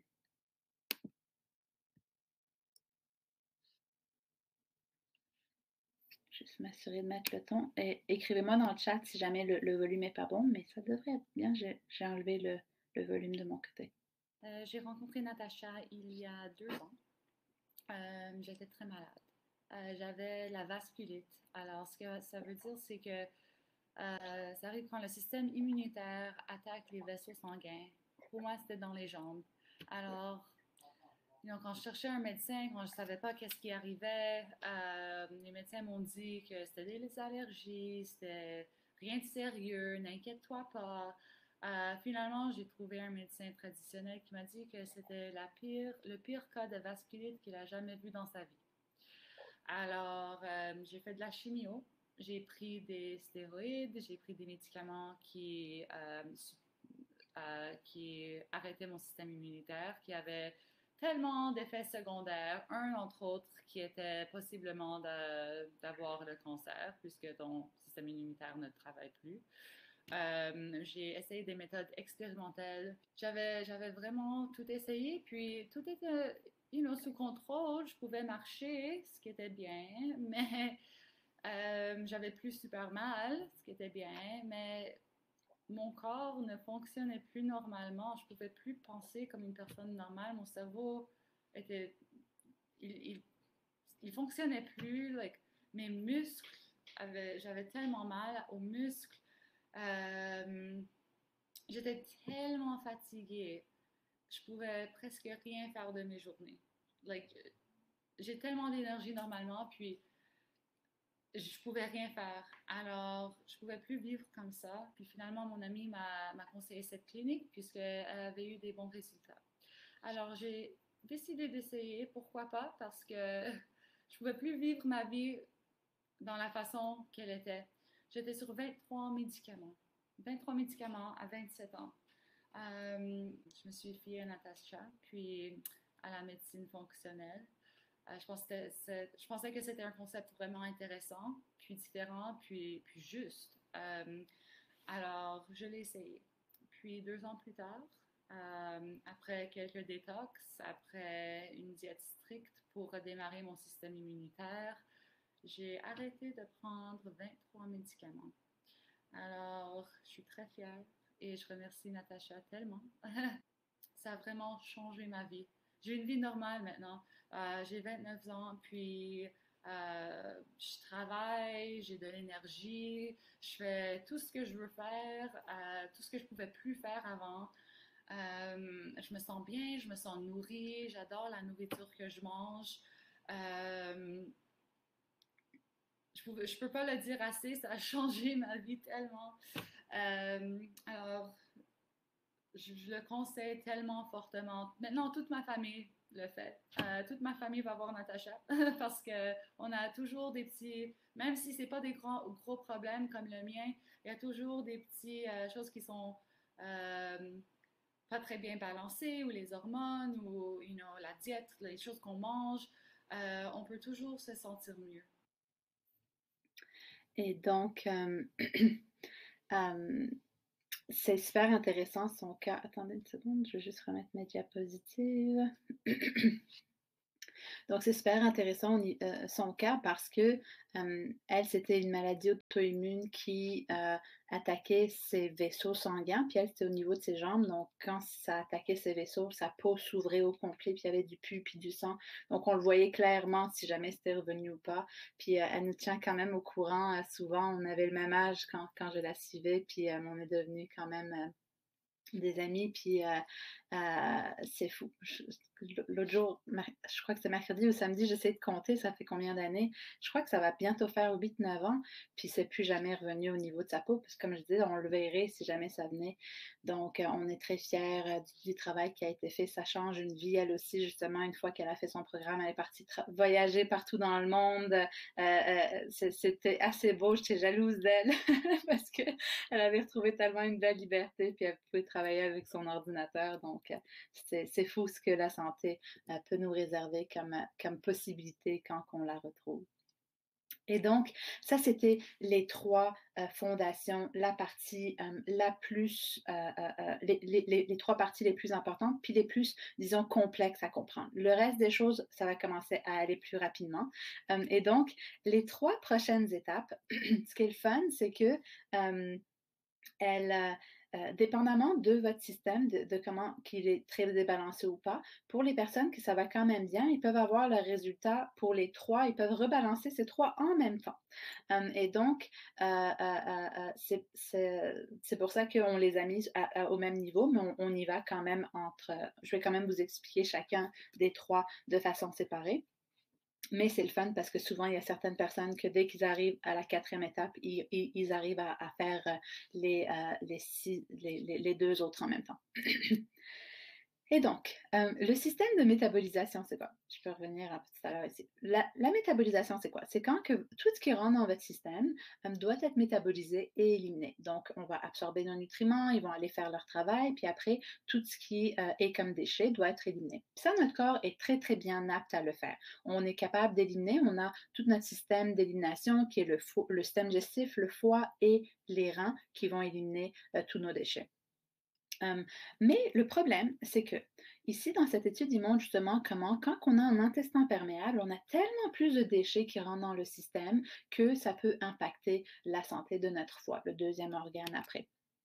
Donc justement, dans cette image ici, il nous montre du côté gauche comment quand on a une bonne flore, on n'a pas d'intestin perméable et on a un foie en santé. Mais quand on a une mauvaise flore et un intestin perméable, c'est-à-dire que notre foie commence à ne pas bien éliminer et crée beaucoup d'inflammation. Et donc justement, dans cette partie-là, quand on a réparé l'intestin perméable, c'est là qu'on va faire une diète qu'on appelle une diète d'élimination, où pendant 30 jours, on va vous demander tout votre focus, même ça va être 60 jours, je vais vous expliquer pourquoi tout à l'heure, mais pendant 30 jours, on va éliminer tous les aliments les plus inflammatoires pour chuter l'inflammation, puis terminer la réparation. Et après ça, on va réintroduire un aliment à la fois pour savoir s'il y en a des aliments qui ont encore une mémoire. Vous vous rappelez quand je disais que le système immunitaire, quand il attaque, et qui crée une mémoire, des intolérances alimentaires. Cette mémoire-là, elle est temporaire. Il y en a que c'est juste de 30 jours, donc quand on les élimine pour 30 jours, après ça disparaît. Quand on les réintroduit un à la fois, on est capable de déterminer c'est lesquels pour vous. Et à ce moment-là, donc c'est vraiment cette partie-là qui est la plus demandante dans le programme. Donc on a besoin de 60 jours que vous nous donnez tout votre focus au niveau de l'alimentation. Si jamais vous êtes quelqu'un de très social, d'inviter les gens chez vous, puis vous allez voir, on vous donne des tonnes d'outils pour ça. Les recettes font fureur quand vous cuisinez à la maison. Les autres, ils ne savent même pas que vous servez une diète nécessairement spécifique parce que les recettes goûtent bonnes.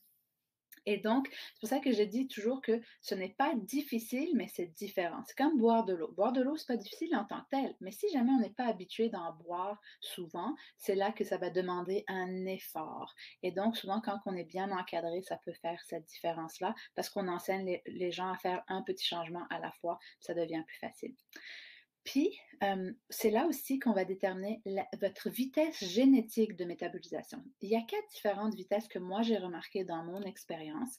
Il y a certaines personnes qui vont avoir une métabolisation rapide. Ça, c'est le type de personnes qui vont manger très mal, avoir le pire style de vie, junk, qui ne vont pas faire d'exercice, puis qui n'ont aucun problème de santé. Ça, c'est justement le type de personnes qu'il faut les convaincre de manger des légumes parce que ils mangent mal, puis ils n'ont pas de problème, donc ils ne comprennent pas pourquoi il faut bien manger. Donc ça, c'est ceux qui ont une métabolisation génétique rapide. Puis ensuite, il y a des gens qui vont avoir une métabolisation régulière. Puis ça représente pas mal la majorité de la population. Si jamais ils n'ont pas de bonnes habitudes, ben avec le temps, ils vont commencer à avoir des problèmes. Puis ensuite, il y a les gens qui ont une métabolisation lente, qui, eux, vont être plus sensibles que la majorité des gens. Et eux vont justement, si jamais ils n'ont pas de bonnes habitudes, ben, ils vont avoir des problèmes un peu plus tôt. Puis là, il y a des personnes qui ont une métabolisation génétique très, très lente. Puis ça, ce genre de personnes, c'est les gens qui vont avoir tendance à avoir un parfait style de vie, puis ils vont encore avoir des symptômes. Donc, pour eux, c'est très frustrant parce qu'ils mettent beaucoup d'efforts, puis ils n'ont pas vraiment de retour sur leurs efforts. Par contre, ces 4 vitesses-là, on ne peut pas se fier sur les symptômes que je vous ai décrits si jamais on n'a pas réparé les autres sphères d'avant, les autres systèmes dans le bon ordre. Parce que vous vous rappelez tout à l'heure quand j'avais dit que si jamais on a un intestin qui est perméable, il y a beaucoup de déchets qui rentrent. Donc, des fois, c'est juste à cause des problèmes digestifs d'une mauvaise flore qu'on peut avoir l'impression qu'on métabolise très lentement. Et donc, c'est pour ça qu'on fait vraiment les choses en séquence spécifique pour savoir les symptômes sont reliés à quoi. Puis quand on sait que les symptômes ne sont pas reliés à un problème de digestion, ni d'absorption, ni de fermentation, là, on est capable de savoir c'est quoi votre vraie métabolisation génétique. Puis, on est capable de faire des tests génétiques pour ça. Mais ils coûtent vraiment cher. Je crois qu'un test génétique, pour ça, c'est comme 3000 pièces. Mais moi, ce que j'ai vu, c'est qu'avec mon expérience, je n'avais pas vraiment besoin de faire de test génétique. J'ai eu des personnes qui voulaient absolument le vérifier parce que là, ils voulaient être sûrs. Puis, ça a toujours confirmé ce qu'on avait vu, nous, en faisant les étapes spécifiques. Donc, c'est ça qui est le fun. Et en gros, ce qui arrive, c'est que dépendamment de la vitesse qu'on a génétiquement, les 2 premiers groupes, eux, dans cette période-là, ils vont vraiment péter le feu. Ils vont se sentir extraordinaires. Ça va être, c'est là qu'ils vont vraiment dire, je ne savais pas que c'était possible d'avoir autant d'énergie à mon âge. Puis eux, vraiment, ils sont très, très contents. Ensuite, le troisième groupe, eux, ils ont une métabolisation un peu plus lente au niveau génétique. Donc, ils vont quand même avoir des belles améliorations, mais ça va juste prendre un peu plus de temps. Puis après, le quatrième groupe, eux, qui ont une métabolisation très, très lente, eux, c'est plus difficile pour eux parce que comme leur génétique est tellement lente, on n'est pas capable de les aider avec ce qu'on appelle la nutri-génétique où l'alimentation peut accélérer notre génétique.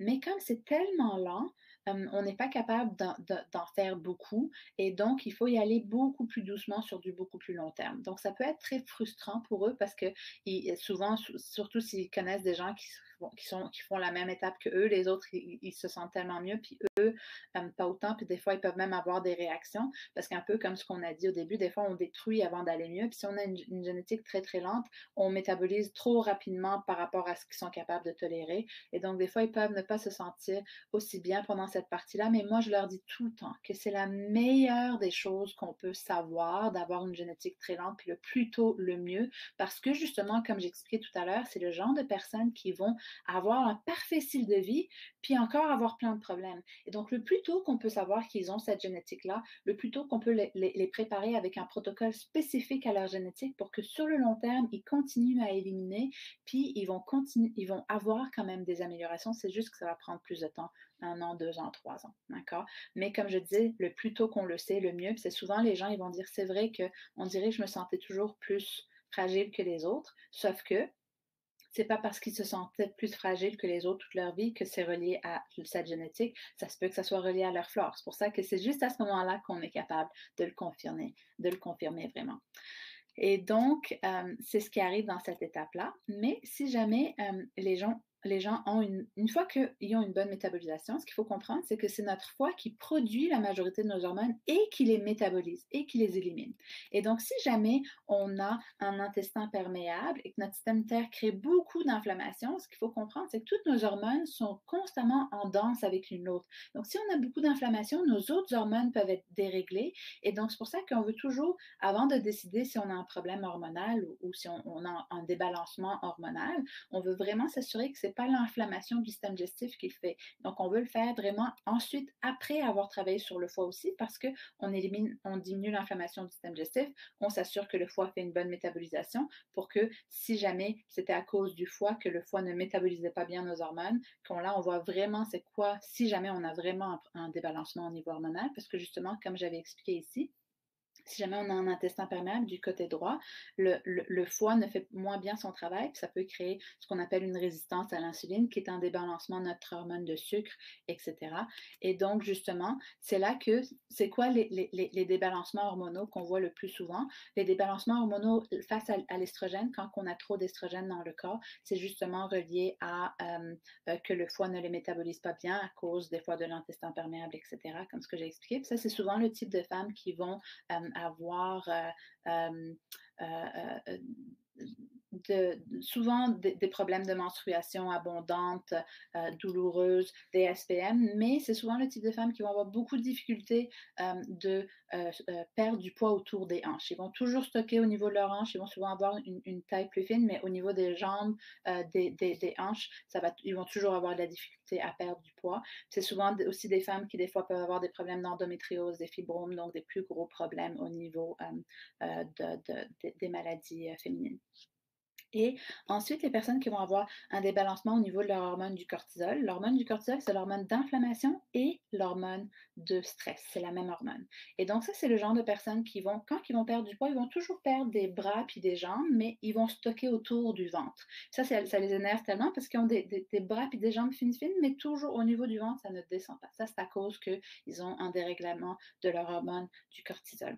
Puis après, ceux qui vont avoir un débalancement au niveau de leur hormone de la thyroïde, c'est elle qui gère notre métabolisme. Et donc, si notre thyroïde fait un moins bon travail, notre métabolisme ralentit. Et donc, c'est souvent à ce moment-là que les gens vont, même s'ils ne changent rien au niveau de leur style de vie, ils mangent de la même façon, ils font l'exercice de la même façon, là, ils commencent à prendre du poids, perdre leurs cheveux, avoir des extrémités froides, avoir la fatigue, même s'ils ils dorment assez d'heures, de la fatigue après l'exercice, alors que l'exercice est supposé nous donner de l'énergie. C'est ça l'effet normal.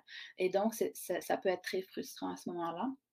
Donc là, on sait que c'est la thyroïde qui a un petit débalancement qu'il faut rebalancer.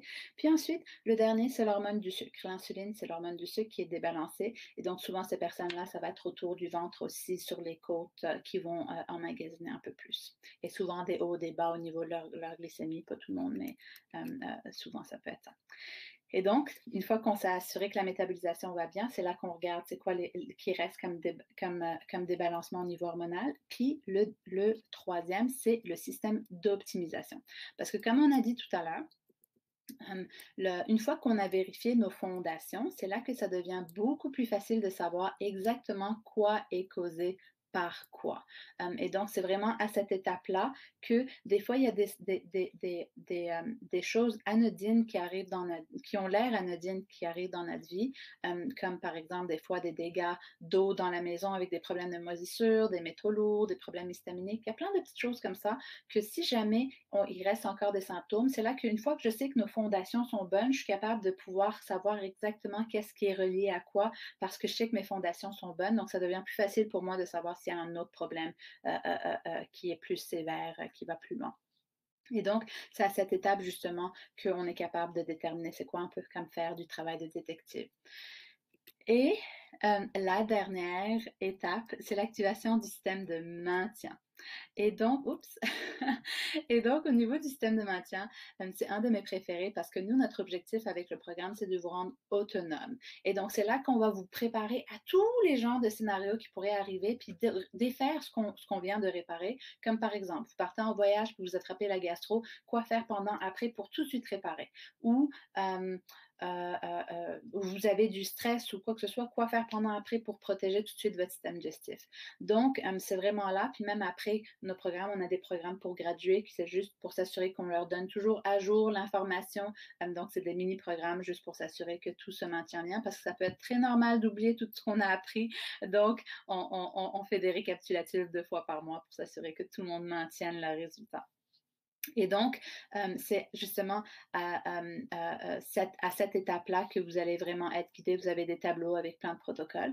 Puis justement, si on parle un autre des symptômes qui peut arriver, c'est que quand il y a des types d'exercices qui empirent notre système digestif. Comme par exemple, là, si vous regardez les 2 photos, celui à gauche, c'est un marathonien, puis celui à droite, c'est un sprinter. Puis même si on regarde chez les femmes, on peut voir que c'est la même chose. À gauche, c'est la marathonienne, puis à droite, la sprinteuse.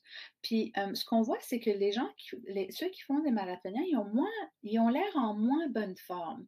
Parce que puis c'est ça que des fois, il y a certaines personnes qui vont croire que aller courir, c'est une bonne chose, je bouge, mais des fois, il y a certains entraînements qui peuvent être nocifs pour le système digestif. Parce que quand on court de longues heures, c'est non seulement un impact sur nos genoux, mais aussi sur notre intestin. Et donc, il y a des micro-déchirures qui se font, puis ça recrée un intestin perméable. Donc, si jamais vous adorez courir, c'est correct. C'est juste qu'on peut vous enseigner quoi faire pendant, puis après, pour tout de suite réparer, puis que ça ne cause pas de problème. Parce que des fois, c'est vraiment des choses que les gens croient qu'ils font de bonnes. C'est pour ça qu'on vous prépare avec toutes ces informations-là. Dans les 2 derniers mois du programme, c'est là qu'on vous prépare avec toutes ces informations.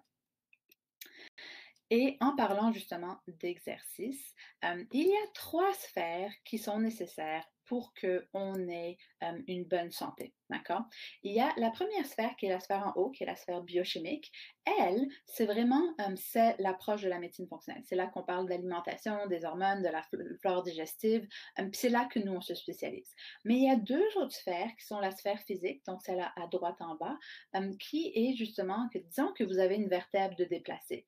Peu importe le progrès qu'on fait au niveau de la flore, qu'on diminue l'inflammation, si vous avez une vertèbre de déplacer, il va y avoir une friction là, puis ça va créer de la douleur. Donc, des fois, il faut aller voir quelqu'un spécialisé au niveau physique pour vous aider. Comme par exemple, il y a certaines personnes qui peuvent avoir des commotions cérébrales à un moment, puis un coup à la tête peut avoir un impact sur le système digestif. Et donc, des fois, on doit travailler au niveau physique. Il y a tout genre de réhabilitation comme du neurofeedback, des affaires comme ça, pour que le système biochimique fonctionne correctement. Puis ensuite, il y a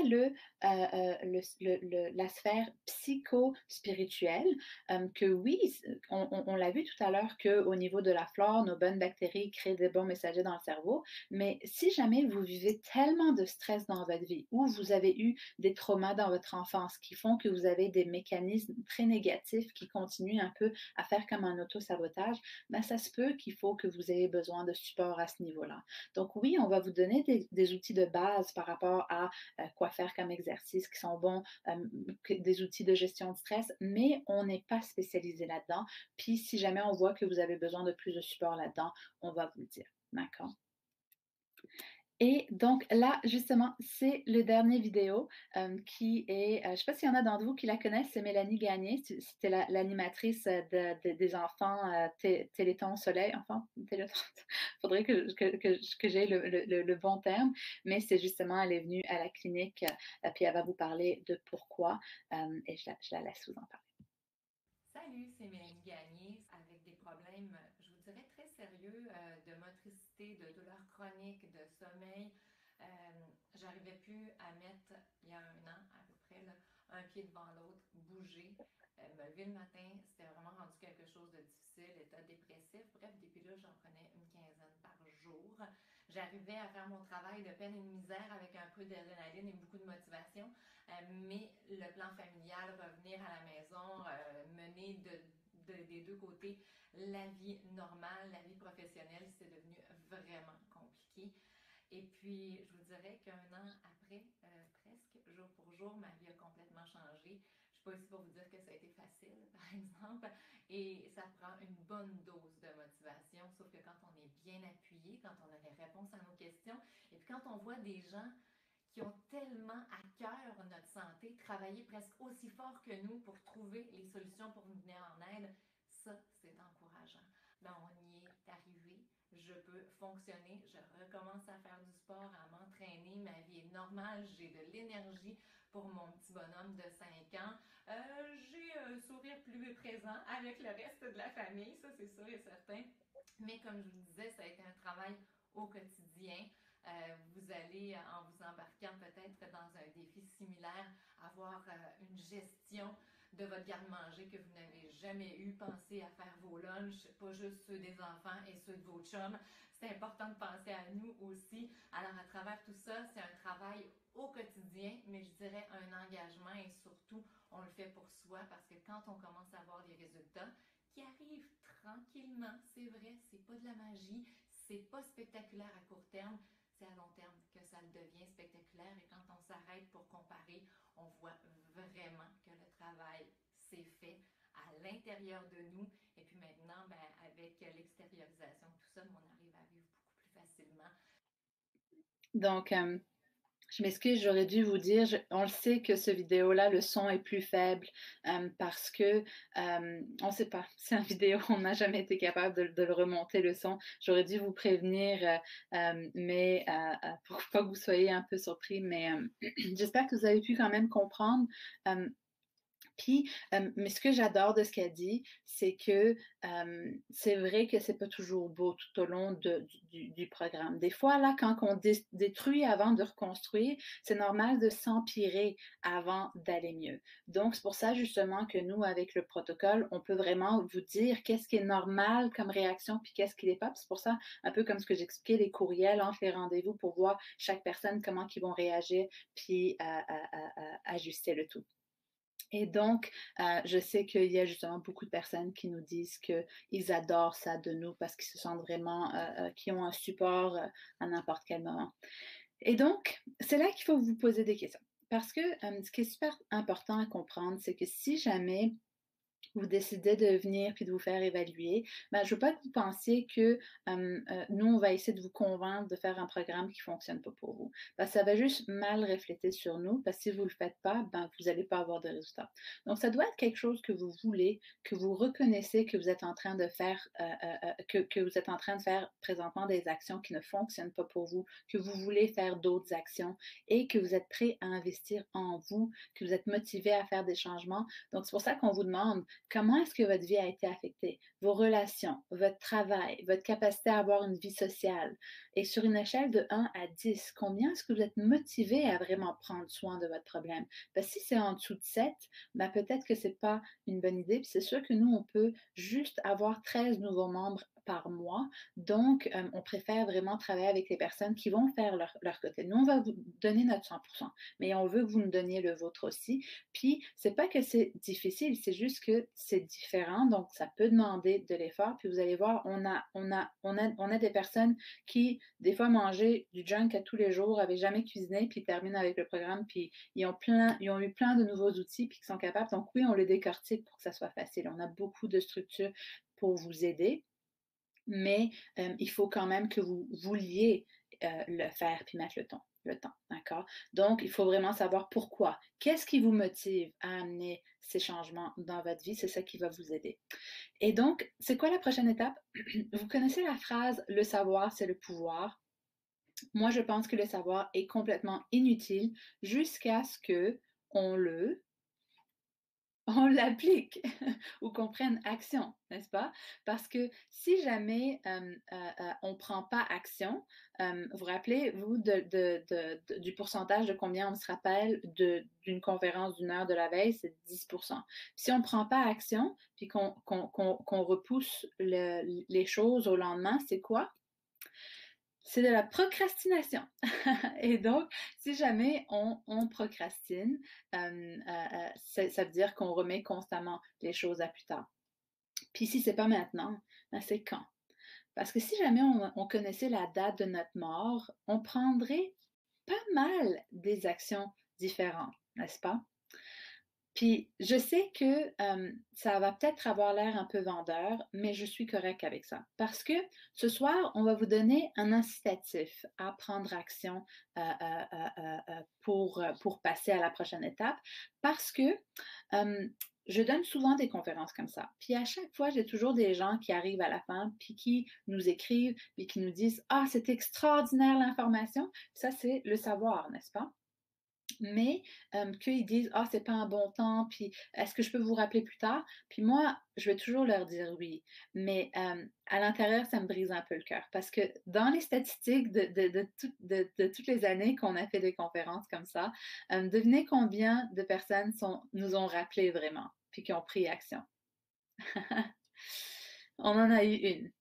Une personne, puis ça fait combien d'années qu'on donne des conférences? Au moins 5 ans. Et donc, puis cette personne-là, quand elle a rappelé, je crois que c'était 1 an plus tard qu'elle avait rappelé, puis là, on lui a dit: «Ah OK, est-ce que ça a valu la peine d'attendre?» Puis là, elle nous a regardé comme ça, elle a dit: «Non, j'aurais dû le faire j'aurais dû le faire il y a 1 an, ça s'est pas amélioré mes conditions, puis ça fait juste s'empirer tout le temps. Avec le temps, les problèmes s'empirent». Donc, on va vous donner un incitatif pour prendre action ce soir, avec un petit spécial, un petit rabais, puis j'espère que vous comprenez qu'on le fait de bonne foi parce que c'est comme la nature humaine de procrastiner malheureusement. Et justement, si on regarde les statistiques au niveau de la santé, c'est pas trop beau. C'est un enfant qui naît aujourd'hui qui aura le diabète. C'est une personne sur deux qui mourra de maladie de cœur. C'est 3 personnes sur 4 qui ont un problème de surpoids. Un enfant sur 5 qui a un problème d'humeur ou de comportement et une personne sur 10 qui aura un problème de mémoire vers l'âge de 55 ans. 55 ans, c'est jeune encore. On n'est même pas encore arrivé à la retraite. Et donc, c'est vraiment vous qui devez prendre action et responsabilité de où vous voulez que votre santé s'en aille. Puis justement, pour bien vous imager ça, on a un beau petit vidéo ici qui explique bien ce processus. Et voilà, je vais vous le mettre.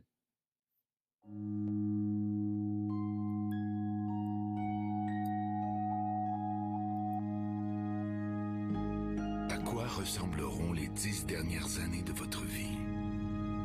Serez-vous assez rapide pour jouer à la tag avec vos petits-enfants? Assez énergique pour profiter de chaque instant?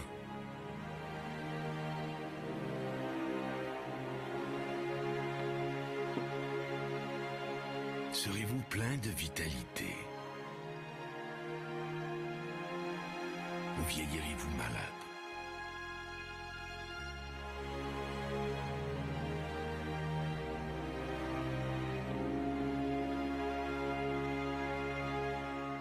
Il est temps de choisir.